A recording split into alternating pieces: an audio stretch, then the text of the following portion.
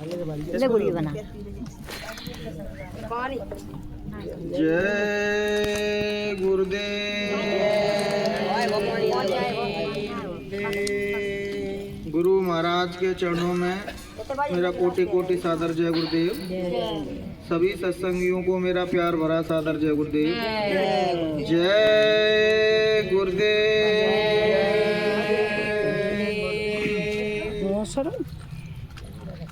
बहनों भाइयों, संत महात्माओं ने फरमाया है कि हम जगत के सारे शास्त्र, सारे वेद पुराण पढ़ ले और हमें अपनी आत्मा का कोई अता पता नहीं है, हमें अपनी आत्मा का साक्षात्कार नहीं हुआ है, तो सारा ज्ञान उधार का लिया हुआ है, उसमें तुम्हारा कोई निज अनुभव नहीं छिपा हुआ है।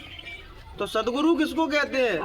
जो वेदों को, पोथियों को पढ़ रहे हैं वो है पंडित जी, और जो सदगुरु तुम्हें सत्संग सुनाते हैं वो अपने निज घट का अनुभव सुनाते हैं। तभी तो संतों ने कहा कि 4 पढ़े 18 पढ़े 9, सारी व्यर्थ के व्यर्थ गए जब तक निज का अनुभव ना हुआ। जब तक हमें अपने निज, अपनी आत्मा का अता पता नहीं होगा, तब तक जो उधार का ज्ञान हमारे किसी काम के आने वाला नहीं है। उधार का काम जब जीव की मृत्यु होती है तो उधार का ज्ञान सब धोखा दे जाता है। ज्ञान वही सार्थक है बहनों भाइयों जो तुम्हारी आत्मा को रूपांतरित करे, तुम्हारी आत्मा को परमात्मा से मिलाए। अगर इसके अलावा तुम्हें कोई भी ज्ञान बता रहा है बहनों भाइयों तो संसारी ज्ञान बता रहा है। संसारी ज्ञान से तुम्हारी आत्मा का कोई बलवती नहीं होगी, तुम्हारी आत्मा कहीं नहीं पहुंच पाएगी। और सदगुरु हमें उसका पता देते हैं जिससे हम जन्म जन्मांतर से बिछड़े हुए हैं। ये तो बहनों भाइयों शास्त्र वेद पुराण तो महापुरुषों ने उसकी फोटो को भी उसका जरा सा वर्णन किया है, उसे तो किसी भी शब्दों में, किसी भी शास्त्रों में समाया नहीं जा सकता, वो इतना विराट है। गुरु महाराज कहते थे कि वो कहने में बहुत कठिन है, वर्णन करने में बहुत कठिन है, उसको वर्णन नहीं किया जा सकता है। लेकिन संत महापुरुष थोड़ा थोड़ा उसका विवरण करते हैं। पूरी सच्चाई कोई महात्मा नहीं बता सकता। वो क्या है, तुम्हें थोड़े थोड़े इशारा कर देंगे। कहते हैं जीव जब ऊपर जाता है तब उसे स्वयं उस चीज का अनुभव होता है। वो तुम्हें रास्ता बता देंगे, चलो रास्ता पक्का है और सच्चा है। जो मेहनत ईमानदारी से रोज सुरत नाम योग साधना का भजन करेगा वो एक एक दिन अपने मूल स्वरूप को जान जाएगा कि मैं कौन हूँ और किस लिए यहाँ आया हूँ। क्या मैं शरीर हूँ? अगर शरीर होता तो मरने के बाद मुझको मरघटा में क्यों जलाया जाता, मैं मरता क्यों? तो इससे ये सिद्ध हो रहा है कि हम शरीर नहीं है, हम आत्मा है। लेकिन इस बात को हम जानते नहीं है। हमारी आत्मा मोह बंधन के फांस में बंधी हुई है, मन के चंगुल में फंसी हुई है। इसलिए हम शरीर के जो सुख दुख का अनुभव होता है उसी को सुख दुख समझते हैं। आत्मा को बहनों भाइयों ना कोई सुख है और ना ही कोई दुख है। आत्मा तो सबसे न्यारी है, सब चीजों से परे है। लेकिन जब हम रोज उसको ध्यान भजन स्मरण के माध्यम से देखना चालू करेंगे, अपने आत्मा का साक्षात्कार करेंगे, तब धीरे धीरे हमारी सूरत समझती है। बहनों भाइयों क्या होता है पता है? बाहर का ज्ञान हमें, बाहर के जगत का हमें बाहर का ज्ञान इसलिए अच्छा लगता है क्योंकि हम बाहर की दुनिया में रमे हुए हैं। अभी हमारी इंद्रियां सारी बाहर दौड़ लगा रही हैं, इसलिए हमें कथा भागवत रामायण ये बहुत अच्छी लगती हैं कि उसमें ये बताया गया कि पिता को पुत्र के साथ कैसे रहना चाहिए, भाई को भाई के साथ कैसे रहना चाहिए, माँ बेटे को कैसे रहना चाहिए, पति पत्नी को कैसे रहना चाहिए। तो हमें वही चीज़ सुनना पसंद है जो संसार में हम लोग कर रहे हैं। हमें कोई आत्मा की बात बताएगा, उस परमात्मा की बात बताएगा तो हमें वो अच्छी नहीं लगती, नीरस लगती हैं, क्योंकि हमें उसका कुछ अता पता नहीं है, इसलिए नीरस लग रही हैं। लेकिन सदगुरु अपने सत्संग के माध्यम से, ज्ञान के माध्यम से धीरे धीरे अपने आत्मा पर जो गंदगी चढ़ी हुई है उसको धीरे धीरे सत्संग द्वारा उसको सत्संग जल जो कोई पावे मैलाई कट कट जावे। सत्संग का जल जब हमारे ऊपर पड़ता है तो हमारी आत्मा कहती है कि भाई ये मेरा असली घर नहीं है, असली घर होता तो मैं हमेशा रहती। तो महात्माओं ने 3 उपदेश दिए। संत मत की आज मैं किताब पढ़ रहा था, 3 उपदेश दिए सभी संतों ने। पहला उपदेश था सत्संग। सत्संग का बहनों भाइयों अर्थ होता है कि सत्संग करने का वही व्यक्ति अधिकारी है जिसने सत्य को जान लिया, जो सत्य को जी रहा है, जो सत्य के राह पर चल रहा है, वो है सत्य। सत्य मतलब सदगुरु, जो सत्य का स्वरूप है, उस परमात्मा के रूप है। तो वो होगा सत्य। और संग, संग का मतलब होता है बहनों भाइयों किसी के साथ चलना और जुड़ना, किसी के साथ जुड़ना। तो जिसने सत्य को जान लिया वो सत्य स्वरूपी हो चुके हैं, उनके साथ जो भी जीव चल रहा है बहनों भाइयों वो हो रहा है सत्संग। एक ने जान लिया जिसको कहते हैं सदगुरु, और जो उनको सत्य को सुनना है उसको कहते हैं मुरीद और शिष्य। तब दोनों को मिला के बना सत्संग, कि एक ने जाना और फिर आप लोगों को जनाने की वो कोशिश कर रहा है। तो पहला संत महापुरुषों का काम हुआ सत्संग करना। दूसरा होता है सदगुरु। सदगुरु मानव देह में स्वयं परमात्मा के रूप है, उस मालिक के ही रूप है, उस निराकार को साकार, जो मानव देह तो सदगुरु की दिख रही है और निराकार को साकार रूप में आ चुका। गुरु महाराज कभी कभी मौज में आते थे तो कहते थे कि बच्चा जो ऊपर बैठा है ना वही तो नीचे बैठा है। उस मालिक का पर्टिकुलर कोई नाम नहीं है कि आप जो सोचोगे उसका नाम राम है, कृष्ण है, कि अल्लाह है, भाई गुरु है, जय गुरुदेव है, उसका कोई नाम नहीं है। बस जो जिस नाम से जान लेता है उसको वो उसी का प्रचार करता है। महात्मा बुद्ध ने किसी और नाम से जाना तो उनने उस नाम का प्रचार किया। कबीर साहब ने साहेब नाम से जाना तो साहेब नाम का प्रचार किया। नानक देव ने भाई गुरु के नाम से जाना तो भाई गुरु का प्रचार किया। और गुरु महाराज ने जय गुरुदेव नाम से जाना तो जय गुरुदेव नाम का प्रचार किया। वास्तविकता में परमात्मा का कोई नाम नहीं है। भक्त जिस भाव से उससे जुड़ जाता है वो उसी का प्रचार करता है। अपने सदगुरु का अपने गुरु से असीम प्रेम था। ऐसा प्रेम था कि उसे किसी भी शब्दों में परोया नहीं जा सकता, किसी भी शब्दों में नहीं बांधा जा सकता। इसलिए उन्होंने एक नाम दिया जिसको अपन कहते हैं जय गुरुदेव। तो जय गुरुदेव नाम है मतलब अपने गुरु को उन्होंने, क्योंकि किसी का अगर माता जी का जो भी नाम हो, अगर मैं सीधा नाम लूंगा तो वो भद्दा सा लगेगा कि नहीं बहनों भाइयों। सीधा इनका नाम श्री या श्रीमान जी का जो लगाऊंगा तो वही तो अच्छा लगेगा, शोभ नहीं लगेगा। तो ये गुरु नाम तो अनादिकाल से चला आ रहा है, लेकिन गुरु महाराज ने उसके आगे जय लिख दी कि जय गुरुदेव। मतलब गुरु की कभी पराजय नहीं होती, गुरु हमेशा सत्य रहता है और गुरु की हमेशा जय होती है। इन चीजों को आप समझो। अगर आप किसी के नाम से अदर नामों से लड़ने लगते हो तो जो आपकी अज्ञानता का परिचय है, आपका ज्ञान का परिचय नहीं है। कहते नहीं है, गोस्वामी जी कहते थे कि उनके पास कोई ज्ञान संवाद करने के लिए आता था तो वो पहले से उसके सामने हार मान जाते थे। तो कहते महाराज तुम ज्ञान को प्राप्त करने के बाद ही तुम बहस क्यों नहीं करते लोगों से कि मैं सत्य हूँ तुम लोग झूठे हो। कि भाई जिस सत्य को जान लिया उसके बहस क्या करना। अब वो भाई ज्ञान से अज्ञान से भरा हुआ है तो मैं उससे कह देता हूँ भाई तू जीत गया मैं हार गया।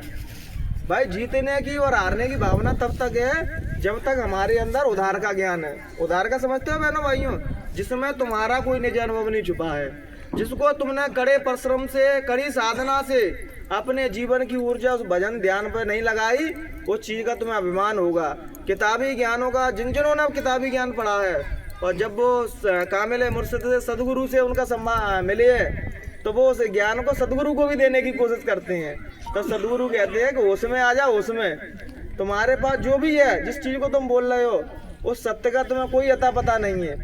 कहते नहीं कि एक पंजुल नाम का पक्षी होता है, पक्षी। तो पंजुल पक्षी का एक स्वभाव रहता है, कोई भी चीज को जल्दी रट लेता है और रट के वही चीज को दोहरा देता है। तो हम ज्ञानी किसको कहते हैं? जो कोई तुम्हें रटी रटाई सुनी सुनाई बात सुना दे एजिटिक वैसी ही, सो हम कह देते हैं जी आदमी पहुंचा हुआ है। वो पहुंचा हुआ नहीं है, पंजुल पक्षी के नाम से है। पक्षी जैसा स्वभाव है उसका कि यहाँ से सुनी माँ कर दी, वहां से सुनी उसने माँ कर दी। उसका आत्मा की ऊर्जा कुछ नहीं लगी है उसमें, उसका ध्यान भजन सुमरन का समय बिल्कुल नहीं लगा उसमें। जब तक हमारी आत्मा जागृत नहीं होगी तो तुम दूसरों को तो मूर्ख बना सकते हो, बेवकूफ बना सकते हो, लेकिन खुद को नहीं बना पाओगे। कि ईश्वर की अदालत में जाओगे तो क्या कहोगे तुम कि भाई जिस सत्य को तुम पूरे जीवन भर कहते रहे, क्या उस सत्य का तुम्हें अता पता है? क्या तुम्हें परमात्मा की कोई दृश्य झलकी तुम्हें दिखाई दी? तो कहीं मालिक हमें तो कोई नहीं दिखाई नहीं। तो झूठी लोगों को भ्रम में क्यों पाड़े रहे, क्यों डाले रहे झूठी में कि मैं सत्य को जानता हूँ, मैं सत्य से परे हो चुका हूँ। कहते नहीं कि सांच बराबर तप नहीं हो, झूठ बराबर पाप, ताकि हृदय सांचे प्रभु ताके भीतर आप। जिसके भीतर सच्चाई गूंज रही है, जिसके अंदर सच्चाई धड़क रही है बहनों भाइयों, वही सत्पुरुष हैं। जिसके अंदर झूठ नकारात्मक विचार है बहनों भाइयों, वो काल के ही जीव हैं, वो काल का ही प्रचार कर रहे हैं। सत्पुरुष तो भक्ति का, मानवता का, भाईचारे का और परमात्मा से मिलने का रास्ता बताते हैं। और सदगुरु अपने मुखारबिंद से कभी नहीं कहते कि मैं सदगुरु हूँ। वो हमेशा अपने आप को उसका सेवक, उसका दास, उसका नौकर और इसका एक छोटा सा काम वाला कहते मैं उसका काम कर रहा हूँ, क्योंकि वो कृपा और वो दया ऐसी है, अगर आपने कह दिया कि मैं कुछ हूँ तो वो ऊपर जो बैठे हैं वो सब बंद कर देंगे तुम्हारा। उस चीज़ को तो संत महात्मा कहते हैं कि रूहानियत को, अध्यात्म को जितना तुम गोपनीय रख सकते हो उतना साधक की भलाई है। और तुमने उसका ढंढोरा पीटा, प्रचार किया तो तुम चल जाते हैं। आदमी को नेक प्रकाश दिखाई देने लगे, नेक सूरत उसकी ने अपने मूल स्वरूप में आए, ऊपर चढ़ने लगे तो तुरंत वो क्या करता है कि प्रचार करने लगता है। कल एक सज्जन से हमारा सत्संग हो रहा था तो वो कह रहा है कि महाराज जी बताओ, इतने टाइम से 25-30 साल से भजन कर रहे हैं लेकिन कुछ सूरत चढ़ ही नहीं रही बिल्कुल।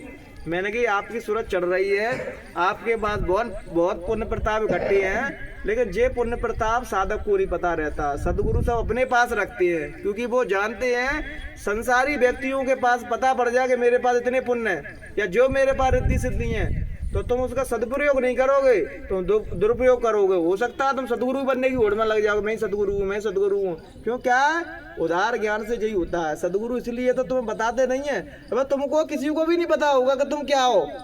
तुम किसी को आशीर्वाद और दुआ बदुआ दो दोगे वो लग जाएगी, लेकिन वो गुरु महाराज इसलिए छिपा के रखते हैं जब तक तुम सिद्ध नहीं हो जाओगे। सिद्ध हो जाओगे तब तुम उस चीज़ का उपयोग गलत चीज़ में नहीं करोगे, हमेशा सदुपयोग में करोगे इस चीज़ का। इसलिए गुरु महाराज कहते हैं सब चीज़ सबन के पुण्य प्रताप मैं अपनी अंटी में बांधे हुआ हूँ। लेकिन यहाँ दो बातें आती हैं बहनों भाइयों। गुरु महाराज ने जे नहीं कहा कि भजन को मैंने बांध रखा, भजन नहीं दिया, भजन तो सबको दे रहे हैं बराबर। हम क्या करते हैं कि चीज़ों को सही से समझते नहीं है, उसको अर्थ का अनर्थ समझ बैठती है। गुरु महाराज ये बताओ, कोई भी संत महात्मा भजन करने के लिए मना करेगा कि भजन नहीं करना। तुम एक कॉमन सेंस ही बात है, कोई भी अच्छा आदमी इस चीज़ को कहेगा भाई जिस चीज़ को ज्ञान प्राप्त हुआ है तो भजन करने की कोई महात्मा मना ही करेगा भजन मत करो तुम। भजन तो आपको सबको करना ही है जितना आपके ऊपर बन जाए, लेकिन जो भजन का आपको पुण्य मिल रहा है, जो साधना का फल मिल रहा है, उसको सदगुरु अपने पास रखते हैं। अगर तुम सिद्ध की अवस्था तक नहीं पहुंच पाओगे तब तक तुम्हें अपनी बारे में कोई अता पता नहीं होगा तुम क्या हो। तो वो कह रहे हैं कि भाई साहब जिस चीज़ का तो किसी ने बताया नहीं। मैंने कि लोग ध्यान पूर्वक सत्संग सुनते नहीं है और गुरु महाराज की बातों को महज बातें ही समझते हैं, वो बस सच्चाई को समझते नहीं है। कोई भी महात्मा हमें मानवता के विपरीत, इंसानियत के विपरीत कोई बात नहीं बताता है। इंसानियत सबसे सभी महात्मा ने सर्वोपरि रखी है।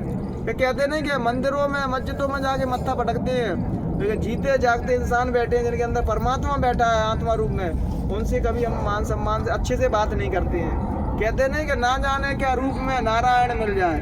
अगर संत महात्मा एक सीमित जगह है, सीमित दायरे में रहेंगे तो महात्मा कैसे। महात्माओं ने तो हमेशा से एक ही पैगाम दिया है कि भाई तुम ध्यान भजन करो, अपनी इंद्रियों को रोको, और जब तुम उस काबिल हो जाओगे तो तुम्हें तुम्हारे पुण्यों से भी अवगत करा दिया जाएगा, तुम ये कर सकते हो। गुरु महाराज कहते हैं अगर मैं बता दूं यहाँ कैसे कैसे लोग बैठे हैं तो वो ऐसे ब्रह्मांड कितने भी बना सकते हो, कितनों को भी खत्म कर सकते हैं, लेकिन उनको खुद अता पता नहीं है वो क्या है। जो सिद्ध हो जाते हैं, जिन्हें मालिक का काम करना आगे चल के, उन्हें ही वो वेद का पता है कि भाई वो आप जो साधक अभिमान नहीं दिखाएगा, इस चीज़ का दुरुपयोग नहीं करेगा, तब तुम मालिक की कृपा को, उस परमात्मा के जो अंदर जो सूरज तुम्हें दिखाई दे रहा है बहनों भाइयों, इसका प्रकाश तो कुछ नहीं है। उस प्रकाश से जब आप जुड़ोगे तो उस प्रकाश को जब विराट रूप अर्जुन को दिखाया तो अर्जुन कह रहा कि महाराज इसको बंद करो, इसके प्रकाश को मैं बर्दाश्त नहीं कर पा रहा हूँ। वो दूसरे पद के वो जो विराट रूप दिखा रहा है उसको अपन बर्दाश्त नहीं कर पा रहे हैं। तो जब वो अनामी महाप्रभु अपना रूप दिखाएगा तो तुम उसको बर्दाश्त कर पाओगे। इसलिए बहनों भाइयों, भजन में सबन का चढ़ाव हो रहा है, सबन को कुछ ना कुछ प्राप्त हो रहा है, लेकिन हमें इसलिए उसका कोई अनुभव नहीं होता क्योंकि हम उसका दुरुपयोग करेंगे। इसलिए मालिक सब अपने पास रखते हैं।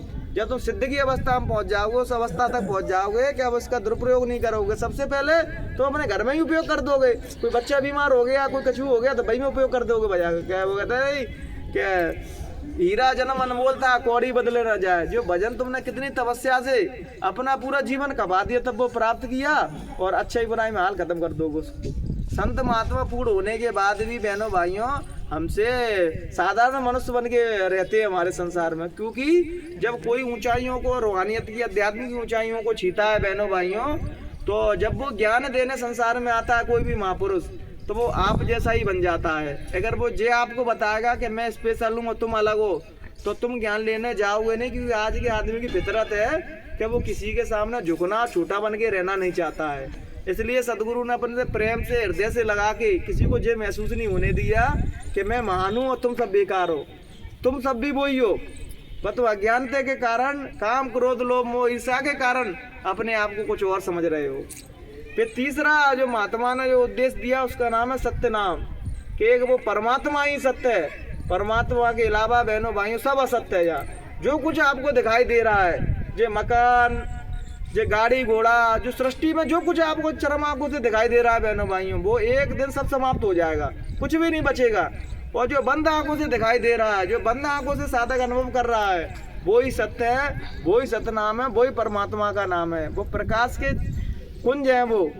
लेकिन आज साधक जो कल्पना करता है उसी में तो एक रूप निकल जाता है। जैसे अपन लोगों ने कल्पना की कि मैं अपने परमात्मा को इसी रूप में मानूंगा, दूसरे रूप में आएगा तो मैं स्वीकार नहीं करूंगा उसको, तो उसी प्रकाश के पुंज में थे हुजूर स्वामी जी महाराज निकल जाएंगे, वो निराकार साकार रूप में होके आ जाएगा तुम्हारे सामने। लो बच्चा तुम्हें क्या चाहिए, क्योंकि भगवान तो भक्त के भाव को देखता है, भक्त किसका है वो ये नहीं देखता। गोस्वामी जी एक बार क्या नाम वृंदावन में गए, तो कृष्ण भगवान बंसी लेके खड़े, तो उनने क्या है कृष्ण भगवान के मत्थे नहीं टेका। तो पंडा पुजारी ने कहा कि महाराज तुमने भगवान को मत्था नमन नहीं किया, सजदा नहीं किया, मत्था नहीं टेका। तो उनने कहा कि मेरे आराध्य तो राम है, मेरा सिर तो राम के आगे झुकता है और किसी के आगे नहीं झुकता, क्योंकि जो जिसका भक्त होता है उसके हृदय में वही बसे होती है। जैसे अपन गुरु महाराज को मानते हैं तो अपने अंदर और कोई नहीं बच सकता है। कि कहते हैं एक पति बता स्त्री का वो सबसे ज्यादा प्रेम अपने पति से ही करती है, वो संसार में किसी और से नहीं कर सकती। तो उन्होंने कही मेरे आराध्य तो राम है, मैं राम को ही मानता हूँ और राम के अलावा मेरा सर कहीं और नहीं झुकता है। जैसे भक्त होते हैं तो कहते हैं कि मेरा सजदा तो सदगुरु के चरणों में ही होता है, उसके अलावा मैं कहीं नहीं झुकता हूँ। तो नहीं महाराज यही तो राम है, राम और कृष्ण कोई अलग नहीं है, यही एक है, दोनों एक हैं। तो नहीं ऐसा है, अगर ऐसा ही है तो इनसे कह दो कि जो मुरली और ये कंदिका उड़े इसको फेंक दे और धनुष बाण हाथ में ले लें। तब उन्होंने एक दोहा लगा, कित मुरली कित कंदिका कितन गोपियन के कान, वो गोस्वामी मस्तक तब झुके जब धनुष बाण लो हाथ। तो भगवान ने भक्त के नियम, भक्त की खातिर अपने नियम चेंज कर दिए। आज भी अगर कोई सादा कोई भक्त प्रेम से, हृदय से, आत्मा से सदगुरु को पुकारेगा तो उसको अंतर में दीदार सदगुरु देते हैं, अंतर में भी देंगे, बाहर में भी देंगे। साधक जैसी कल्पना करेगा कि मुझे गुरु महाराज अंतर में नहीं चाहिए, बाहर चाहिए, तो बाहर तुमको दीदार देंगे, और अंतर में चाहिए तो अंतर में दीदार देंगे। बस एक निवेदन है बहनों भाई, जो भी प्रसाद लेके आ रहा है वहीं रख लो, जब विराम होगा तो रख देना, कि बीच बीच में डिस्टर्ब होता है और वो ध्यान। तो साधक को भजन करना है, बस हमें सत्य मार्ग में चलना है। बस भगवान हमसे प्रेम करते हैं कि नहीं करते इसके पीछे विवाद नहीं करना है। तुम भजन करोगे तो भगवान के प्रिय तो अपने आप बन जाओगे, कि भगवान को तुम्हारी भक्ति पसंद है, तो अमीर हो, गरीब हो, गोरे हो, काले हो, किस जाति से बिलोंग करते हो, इससे भगवान को कोई फर्क नहीं पड़ता है। भगवान ने केवल मनुष्य बनाया और कोई नहीं बनाया।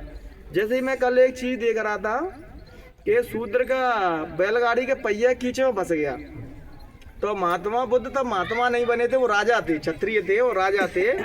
तो उन्होंने क्या किया कि रथ में बैठ के जा रहा, देखा कि किसी प्राणी का रथ का पहिया फंस गया बैलगाड़ी का, तो तुरंत रथ में से उतरे वो, क्योंकि वो आगे चल के संत बनना था, आगे उनके पुण्य प्रताप आने आगे थे, तो उनके अंदर दया भक्ति पहले ही थी। वो कहते हैं जाके हृदय में दया नहीं है, प्रेम नहीं है, उसके भीतर भगवान कभी नहीं आ सकता है, क्योंकि उसका हृदय पत्थर हो चुका है, और पत्थर हृदय में भगवान कभी नहीं आके बैठते।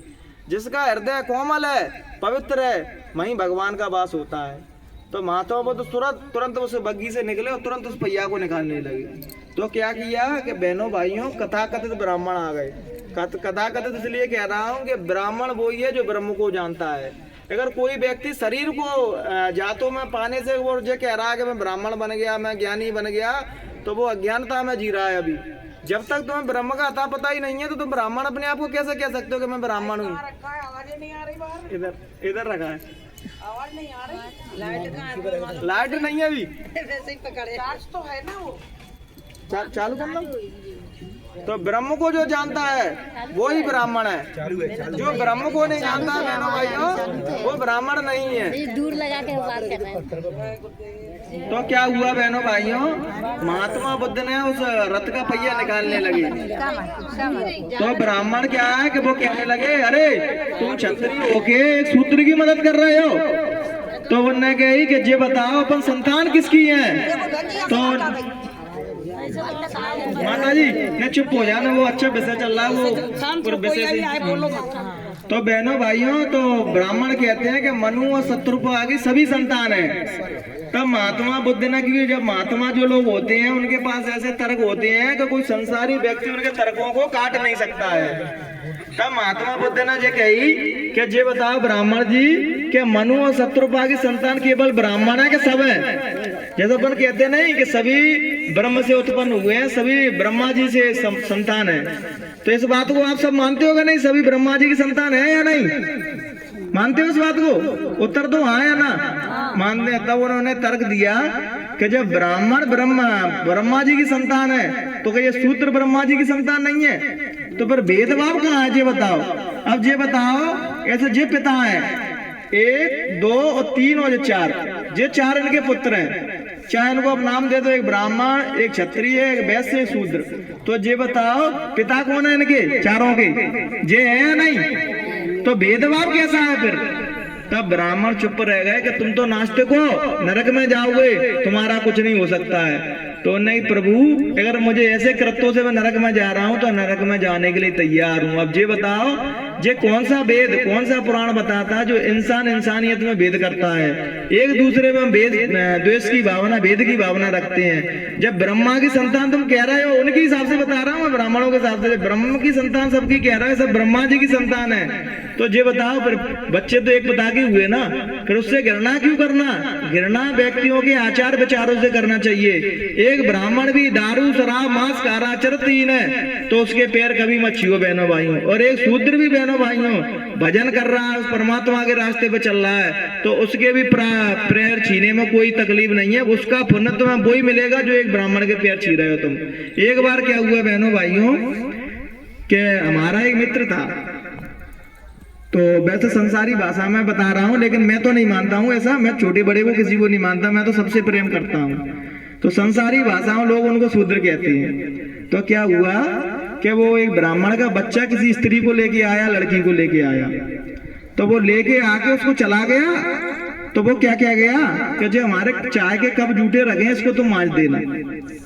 तो बोलने करे यार मेरा सौभाग्य है कि ब्राह्मण संतान के आज कप मांज रहा हूँ। तो मैंने कि तू सबसे बड़ा मूर्ख है कि तू उसके कप मांज रहा है। कि बाबा जी क्या तुम कह रहे हो कि भाई उसमें आदर्श में, उसके सीखने में, उसमें कोई तुम्हारा अंतर नहीं है, उससे कुछ नहीं सीखा जा सकता। जो व्यक्ति चरित्रहीन है, जो तुम्हारे ही सामने इस पराई स्त्रियों के संग संभोग कर रहा हो और तुम बाकी कप मांज रहे हो, कह रहा है मैं ब्राह्मणों की सेवा कर रहा हूँ, मुझे पुण्य मिलेगा। ये पुण्य मिलेगा कि पाप मिलेगा तुम्हें? तो मैं कह रहा तुम मूर्ख हो, तुम्हें आदत लगी है गुलामी करने की। तुम्हें कोई पंडित जी दिखे टीका और वो लगा तो तुरंत पायना भगते हो। भाई आदमी के आचार विचारों की इज्जत करते हैं और आदमी के शरीर की इज्जत नहीं होती है बहनों भाई। तो मैं कहता भाई सच्चे लोगों की, तो माई एक यादव जी बैठे तो बाबा जी बिल्कुल सही बात कह रहे हैं, जो अपने ही सामने कूटे कर्म कर रहा है और तुम बाकी कप मांज रहे हो, तो इससे तुम्हें भला क्या पुण्य मिलेगा? अगर तुम किसी के कप ही मांजना है तो किसी संत महात्मा के कप मांजो, कोई भजनानंदियों के कप मांजो, तो उनके तुम्हें पुण्य मिलेगा। सेवा करने का बहनों भाइयों वही सेवा सार्थक है बहनों भाइयों का। सेवा करने के बाद हमारे अंदर अभिमान ना आए, अहंकार ना आए, किसी भी प्रकार की कुरीतियों को अपना रहे हैं तो इसका मतलब अपन अधर्म ही कर रहे हैं।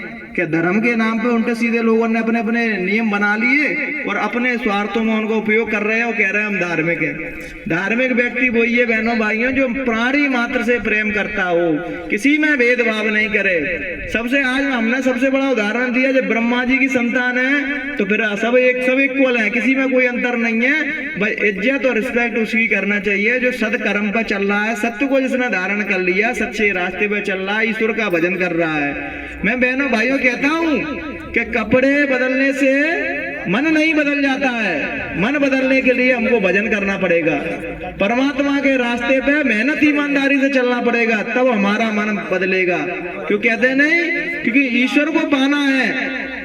अगर है शौक मिलने का तो हरदम लौ लगाता जा, अगर उससे मिलने का शौक है तो भक्ति तो अनिवार्य है बहनों भाइयों। जो भी तुम सेवा या रैली वगैरह निकालते हो तो इसका पुण्य तुम्हें शरीरी रूप में मिलेगा।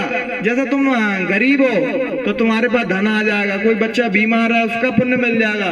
तुम सोचो कि मैं रैली निकाल के या प्रचार करके अपने आत्मा को जान लूंगा, आत्मा का साक्षात्कार कर लूंगा, तो जो बहनों भाइयों तुम भ्रम में जी रहे हो, झूठ में जी रहे हो। रैलियों का प्रचार का फल केवल तुम्हें बाहर के दृष्टि संत महात्माओं के पास कोई, वो कहते हैं ना मैं अंतर का भी देता हूँ बाहर का भी देता हूँ। तो जो अपन रैलियों में प्रचार करते हैं कुछ भी या कोई कलई मलई डालता है तो तुम्हें शारीरिक सुख मिलेगा, उसको मतलब शरीर का सुख मिलेगा कि तुम बीमार हो वो ठीक हो जाओ, घर में कोई समस्या है वो दूर हो जाएगी। वहाँ आत्मा का कोई लेना देना नहीं है। आत्मा तो तभी जागृत होंगे जब अपने हम इंद्रियों को रोक के और दोनों आंखों के बीच में ध्यान कॉन्सेंट्रेट करेंगे, ध्यान लगाएंगे और उस क्रिया को हमें कहते नहीं कि वो एक कबीर साहब का चौपाई है कि माला फेरा जुग गया मिटाना मन का फेर, कर का मन का फेर दे मन का फेर। जब सच्चाई के साथ अपनी इंद्रियों को रोक के अपने मन को अपने चित्त को शुद्ध करके जो भगवान का स्मरण करता है उसको ईश्वर मिलते हैं। अगर कोई दावा जो कर रहा है मैं भजन बहुत कर रहा हूँ ईश्वर नहीं मिल रहे, तो बहनों भाइयों अभी तुम्हारे अंदर दावे की भावना है इसलिए ईश्वर नहीं मिलता। ईश्वर तभी मिलता है बहनों भाइयों जब अपन दावा करना छोड़ देते हैं, भगवान से केवल निस्वार्थ प्रेम करते हैं। अगर भक्ति में आपने कुछ मांगा तो आपकी भक्ति दूषित हो जाती है, कलंकित हो जाती है।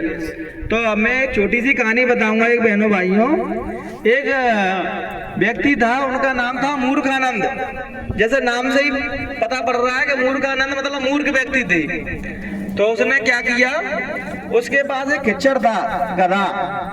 तो उसने क्या किया कि वो देखता था यार गधा तो मेरे संग खूब मेहनत करवाता है, मेरे काम में मदद करता है, तो इसको चना जो बहुत खा जाता है। तो किसी एक और मूर्खानंद ने उससे क्या कह दी, अरे इतने चने खिलाने की क्या दिक्कत है इसको, जो कम भी खा लेगा तब भी जीवित रहेगा। तो मूर्खानंद ने मूर्खानंद की बात मान ली। तो उन्हें ठीक है इतने चना खवा रहा हूँ तो कम खवाऊंगा इसको। तो उसने क्या किया, चने आधे कर दिए। तो गधा बेचारा कैसे भी अपनी व्यवस्था करके वो काम करता रहा और आधे में भी जीवित रहा। तो मूर्खानंद सोचने लगा, अरे ये तो तब से मैं जहाँ भरपेट खाना जो ही खिला रहा था, ये तो आधे में भी जिंदा है। तो उसने क्या किया, आधे में से भी आधा कर दिया। और बेचारा गधा कैसे मत वो तब भी जिंदा रहा, क्योंकि तुम इसको पानी पे भी दिलाओगे तो कोशिश तो करेगा ना वो जीने की। तो आधे में से भी आधे में जीता रहा वो। तो उसने कहा कि अरे यार मैं तो उसको व्यर्थ का ही पैसा खर्च कर रहा हूँ इसके ऊपर कि खाना खिला रहा हूँ उसको, आज से ऐसा करता हूँ उसको खाना खिलाना बंद कर देता हूँ। तो उसने खाना खिलाना बंद कर दिया। तो बहनों भाई आप समझ सकते हो फिर क्या हुआ होगा। थोड़े दिनों बाद गधा की मृत्यु हो गई। गधा मर गया और रोने लगा कि मैंने ये क्या किया। ठीक हमारी सूरत के संग आत्मा के संग भी यही हो रहा है। अपन क्या करते हैं, गुरु महाराज ने 1 घंटा की कही तो आध घंटा कर दो। जब आध घंटा करने लगते उससे ही बोर होने लगते हो 15 मिनट कर दूं, 15 मिनट से ही बोर होने लगते हो 7.5 मिनट कर दूं, और 7.5 मिनट से ही बोर होने लगते बंद ही कर दो, क्या भजन भजनों का जुमला है नहीं। तो ये बता बहनों भाइयों अपन ने वो गधा जैसी हालत करनी है कि मरने वाली स्थिति पे पहुंच जाएंगे कि थोड़ा आधा आधा करते आधे आधे करते। भजन तो आनंद का स्वरूप है बहनों भाइयों। भजन जो व्यक्ति करता होगा उसके 2 लक्षण होंगे बहनों भाइयों। एक, वो आनंदित होगा, वो अकारण ही प्रसन्न होगा, समझना उसने भीतर कुछ प्राप्त कर लिया तब वो आनंदित है। नहीं अपन जो पूछो कि भाई तुम दुखी क्यों है, अरे मेरे पास धन नहीं है भाई साहब इसलिए मैं दुखी हूँ।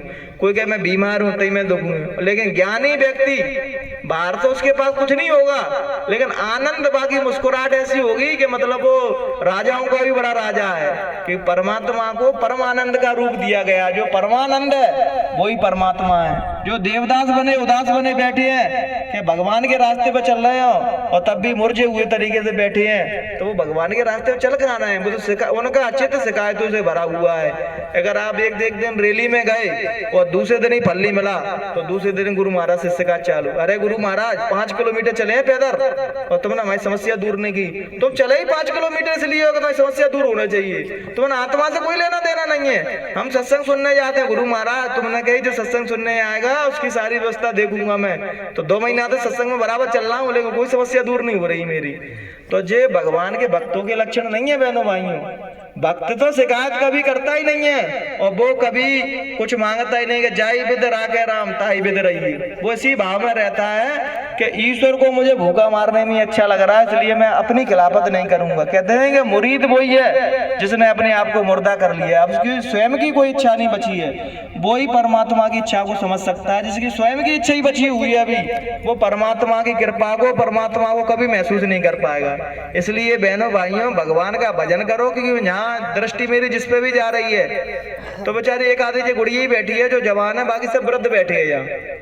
तो अब हमारा कायदा क्या कहता है कि अब तो केवल हमें अपनी आत्मा की पीछे दौड़ लगाना चाहिए, क्योंकि किसी के पास 10 साल बचे हैं, किसी के पास 15, किसी के पास 7, किसी के पास 5, किसी के पास 2, और किसी का कल भी आ जाए तो वो कह नहीं सकते हैं। तो ईमानदारी से सच बताना, मैं हाथ जोड़ के निवेदन करके पूछूंगा, अब आपको क्या करना चाहिए?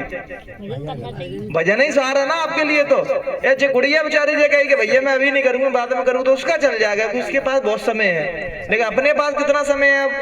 अगर इसके अलावा हम कोई भी काम कर रहे हो तो समझना हम अपने आप से झूठ बोल रहे हैं। हमने सतगुरु की जो शिक्षा धारण की है, बुढ़ापे में भी हम उस पर रास्ते पे नहीं चल पा रहे हैं। अब तो पूरी ऊर्जा, पूरी ताकत, पूरी एनर्जी अपनी आत्मा को जगाने में लगा दो। बहनों भाइयों, यही सहारा है। अगर बाहर के दुखों को देखोगे कौन क्या कर रहा है, वो कभी खत्म होने वाले नहीं है। तुम चले जाओगे तब भी बने रहेंगे, वो मैं चला जाऊंगा तब भी बने रहेंगे। इसलिए बहनों भाइयों, आप सभी से मेरा हाथ जोड़ के निवेदन है, और ये मत समझना कोई दबाव नहीं डालना। मैं आपका बेटा, आपका छोटा भाई, आपका नाती ये कह रहा है कि अब आप भजन करो, यही आपके लिए सबसे उचित और उत्तम रास्ता है। इसके अलावा आपकी इंद्रियां और कहीं दौड़ लगा रही हैं तो सिवाय दुख के आपको कुछ मिलने वाला नहीं है। परमात्मा अपने बच्चों से गालियां दिलवाता है, बहुओं से पिटवा रहा है। तो बहनों भाइयों, बहुएं नहीं पीट रही, वो बच्चे गाली नहीं दे रहे, वो भगवान इसलिए करवाता है कि अब तो छोड़ सब इनको, कब तक इनमें ही फंसा रहेगा तू, अब तो मेरी तरफ भाग। लेकिन आदमी इतना बेशरम है कि लाते है, वो घूसा काकू के घर के द्वार बैठ जाता है, और रोड लगेगा 4-5 पड़ोसी ने इकट्ठा कर लेगा, अरे आज मेरी बहू ने मुंह मारे, आज मेरे बेटा ने मुझसे गाली दी। अरे भैया, बेटा ने नहीं दी, वो दिलवा रहा है, वो तुम्हें चेता रहा है कि भाई अब तो छोड़ इनका मोह। अगर जे तुम्हारे सच्चे होते तो मरने के बाद मरघटा में पूरा परिवार जलता, वो जीव के संग कोई जला, कोई नहीं जलता है बहनों भाइयों। तो हमें एक एज के बाद हमारे काम धंधे खत्म हो जाएं तो सच्चा यार, सच्चा दोस्त और सच्चा सखा अपने भगवान को समझना है, और किसी को नहीं समझना, अपने सदगुरु को समझना है कि वही मेरे सच्चे हैं, कि शरीर छूटेगा तब भी मेरा साथ निभाएंगे वो। बाकी दुनिया के बाहर के रिश्ते सब झूठे हैं बहनों भाइयों। पर इन्हीं विचारों के साथ बहनों भाइयों हम अपनी वाणी को यही विराम देते हैं, और हम निवेदन करेंगे, किसका नाम लेते हैं? डॉक्टर माता जी से निवेदन करेंगे कि